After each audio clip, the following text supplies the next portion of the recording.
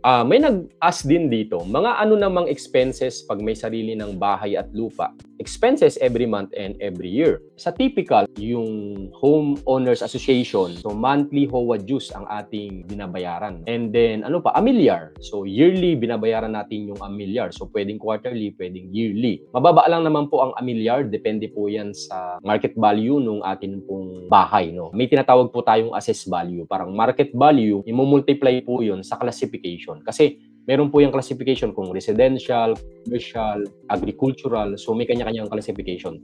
Sa residential, ang tanda ko 20% ang assess level. So meaning to say, kung 1 million yung price ng bahay mo o yung naka-declare na price ng bahay mo, hindi 1 million yung taxable. So, i-multiply muna yun sa assess level para makuha yung assess value. So, kung 20% yung assess level niya, 1 million times 20%, 200,000. So, yung 200,000 ang i-multiply sa rate kung magkano yung rate sa munisipyo. Let's say, for example, 1%. So, 200,000 times 1%, 2,000 pesos yung babayaran mo. So, ganun. Hindi dun sa presyo ang basis. May assess value na tinatawag. Depende sa classification. So, commercial, mas mataas doon. May ganun pong classification.